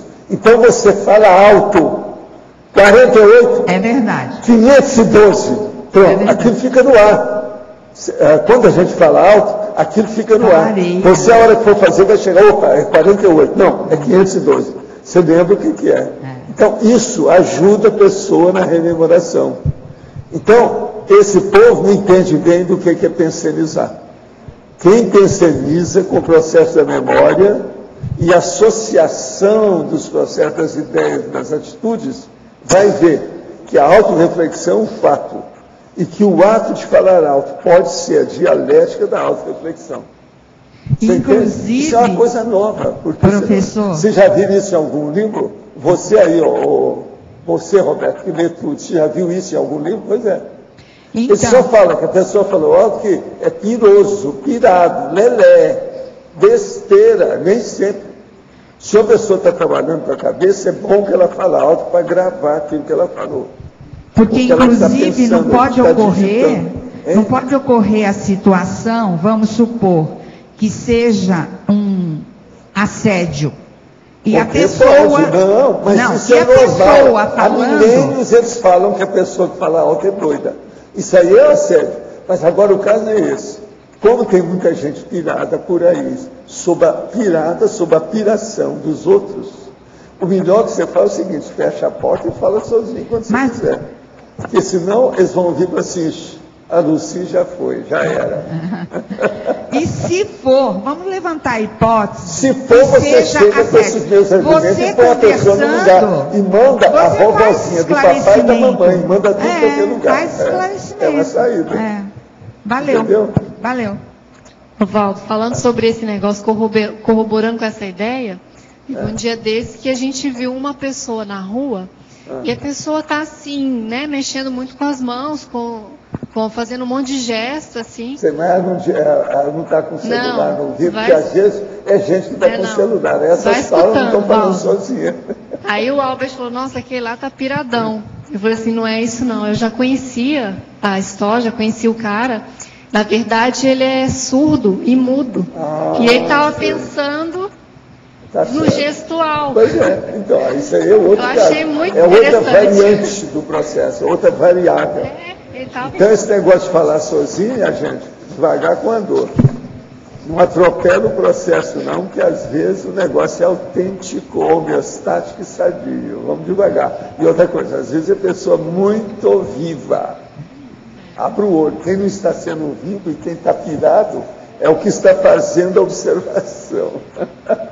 Roberto, por gentileza, o que você pode, através do seu estudo, explicar a questão, tipo, eu sou apaixonada por reconhecer assim o tronco das árvores. Estou dirigindo, estou passando num campo,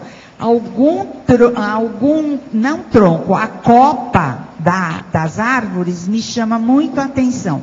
O que você pode fazer de contraponto em termos desse costume, deste hábito? O ideal é examinar tudo, né? Fala isso. Explica aí. Preste atenção nas regiões de floresta. Então você deve ter um pé em região de floresta. Então, é verdade. Apesar da sua origem agora árabe, mas você deve ter vínculo aí passado com região de floresta. Que é a afinidade, né, com árvore, com muitas árvores. Essa identificação precisa olhar tudo. Tem que olhar. Não é só tronco, não. Isso. Agora, a identificação, o reconhecimento da espécie, das árvores, você procura, o tronco é um dos reconhecimentos. Inclusive, eu falei o exemplo da bétula aqui, que foi a partir do tronco. A coisa mais fácil que tem para identificar é as folhas, fruta. O fruto, flor. Em botânica se usa muito a flor. Olha, passando Mas nas a ruas copa, de Foz, ela está lá em cima, percebe? Passando nas ruas de Foz, as mangueiras estão com as mangas desse tamanho assim. Todo lado tem. Tudo quanto é quarteirão ali tem. Agora, você falou uma questão que ainda não comentei, que é o aspecto da paisagem. Talvez isso. Exatamente. Que o efeito na memória da paisagem é difícil, diferente do efeito de você observar a planta em si. Então, você identificar a espécie ou exemplar, e outra coisa é a paisagem. Então, muitas vezes, a paisagem ela tem um efeito forte de registro na memória. Então, talvez isso tenha a ver no seu caso. Então, memórias com paisagens florestais. Talvez de investigar isso aí. Eu tive, de fato, assim, diferentes rememorações que envolviam mais paisagens, mais fortes, envolviam mais a paisagem em si do local do que o exemplar específico. Quando você vê, quando é com a planta específica, pesa mais a energia, a assimilação que você faz, o acoplamento e a interpretação daquela assimilação, daquela energia que você faz durante o acoplamento, durante a interação. Quando é paisagem, o efeito mnemônico é maior. Ficou claro isso? Ficou. O efeito na memória da paisagem e o efeito é mais visual. E quando é com a planta em si, ele é mais energético. De você perceber e sentir sinalético. Sim, obrigado. Então agora é bom testar isso. Tá bem, Roberto, queria te perguntar aqui na página 22, no item efeitologia, queria que você falasse mais sobre os efeitos de fixação mnemônica das grandes lianas lenhosas. Esse aí você pegou um ponto bem específico. Eu coloquei essa passagem. As lianas são aqueles grandes cipós. Então, as rememorações que eu tenho de grandes florestas, sem dúvida, algo que transparecia e chamava atenção é a presença daqueles cipós dentro de grandes florestas. Estou falando de grandes florestas, árvore de 30, 40 metros de altura, troncos de 2 metros de diâmetro. Então, florestas desse porte, são as florestas antigas. E as lianas envolvendo essas árvores, elas chamam muita atenção. Não sei porquê, mas tem uma fixação mnemônica grande. Talvez pela composição da paisagem, isso que eu estava falando para a Lucia agora. Então, na composição da paisagem, o efeito visual, de você perceber as grandes árvores envolvidas com aqueles grandes pós. Talvez seja isso, do efeito visual na nossa memória. E isso aí registra, ficou registrado, ou fica registrado. Entendi.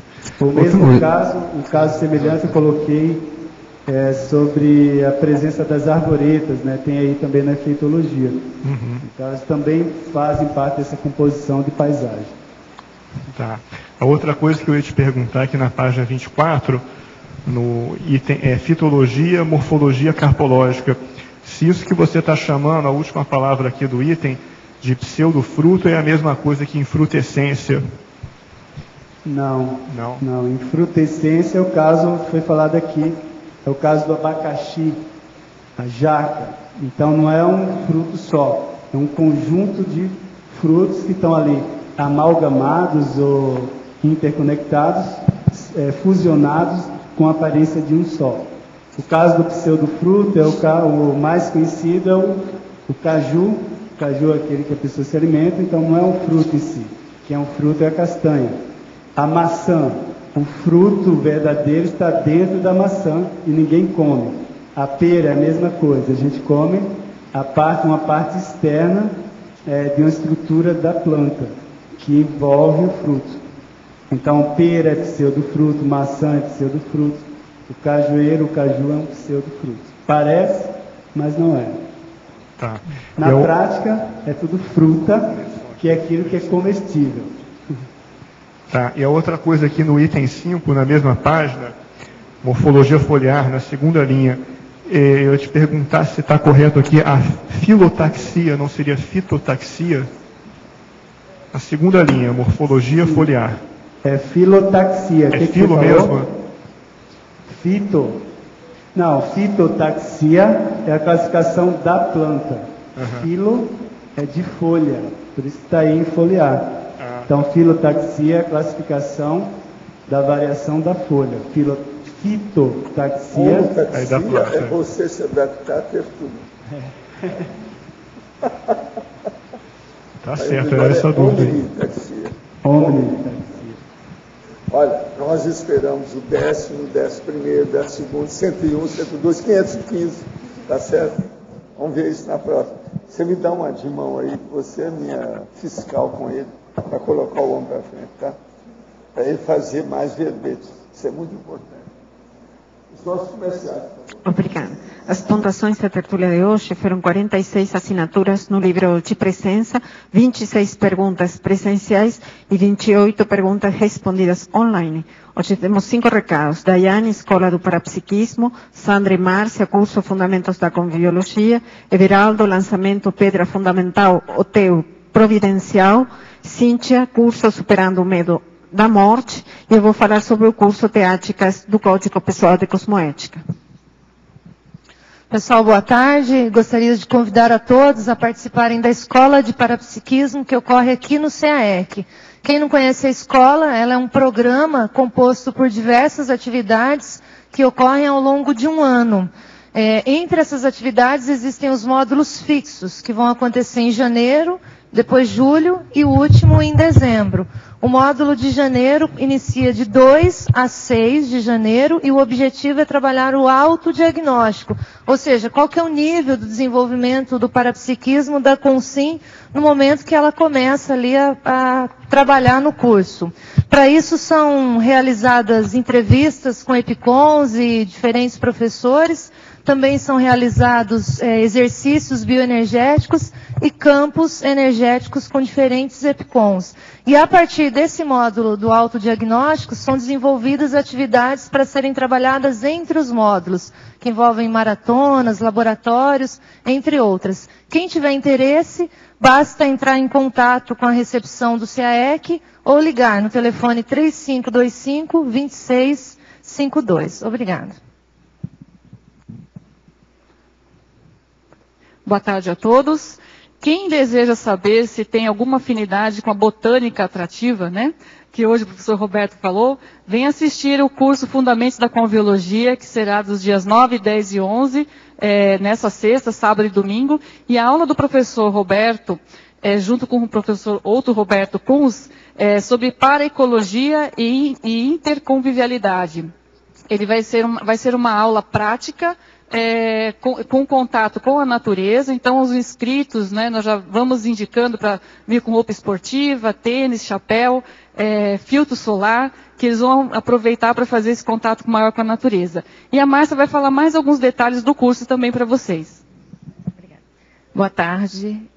Vamos aproveitar esses 3 dias para avaliar os nossos convívios. Se nós estamos aproveitando com qualidade as oportunidades de convívio, tanto com pessoas, com consciências também, com os animais, com as plantas. É uma grande oportunidade. Nós vamos falar sobre princípios da convivialidade madura, vamos fazer o conviviograma, vamos falar sobre convívio interassistencial principalmente. Vamos ter a professora Marina Tomás falando sobre convívio interassistencial. Vamos ter os fundamentos da conviviologia com a professora Sandra Tornieri. Vamos falar sobre a oportunidade de conviver e vamos ter campos bioenergéticos e práticas. Não percam, que é uma grande oportunidade. Quem não convive não pode assistir. Então, é uma oportunidade de praticar interassistência. Aproveitem o convite. Obrigada. Olá, pessoal. Boa tarde. Estou aqui para convidar os tertulianos e os teletertulianos para o lançamento da pedra fundamental do Hotel Providencial, que vai acontecer agora, no dia 11/11, tá? Ou seja, no próximo domingo, às 18h30. Como todos vocês, acho que a maioria já sabe, nós estamos aqui num projeto da IEC, né? Para instalar um hotel ao lado aqui do CAEC, dentro da Cognópolis. Então, no próximo domingo, nós vamos ter a oportunidade de contar com a presença de vocês para dar esse primeiro passo na implementação desse mega projeto da CCCI. A gente aguarda vocês. Obrigado. Boa tarde a todos. O IPC Foz do Iguaçu convida você, que está aqui em Foz e região, e gostaria de desdramatizar o assunto da dessoma, para participar do curso Superando o Medo da Morte, que acontecerá no próximo domingo, dia 11, das 15 horas às 20 horas e 30 minutos. Teremos também a palestra gratuita, quinta-feira, dia 8, às 19 horas. Para mais informações e inscrições, liguem no IPC pelo telefone 45 2102 1448. E são vagas limitadas. Gostaria de convidar a todos para a segunda turma do curso Teáticas do Código Pessoal de Cosmoética. Ele vai acontecer em 2 módulos. O primeiro módulo será no dia 16 de novembro, começa sexta, sábado e domingo. O segundo módulo será em fevereiro, do dia 1º, 2 e 3 de fevereiro. A ideia é que vocês possam fazer de forma prática e técnica o Código Pessoal de Cosmoética, para quem já tem, poder aperfeiçoá-lo, e vai contar com a presença da professora Cristina Aracaki, professor Everaldo Bergoncini, a professora Juliana dos Remédios e eu. Nós convidamos vocês, estão sendo abertas as inscrições, por favor, para as pessoas interessadas que façam a inscrição para poder encerrar, e as vagas são limitadas. Obrigada. O verbete da manhã é autoconscientização cosmológica, especialidade cosmovisiologia. Autora, professora Luciana Medeiros. Obrigada e boa tarde a todos.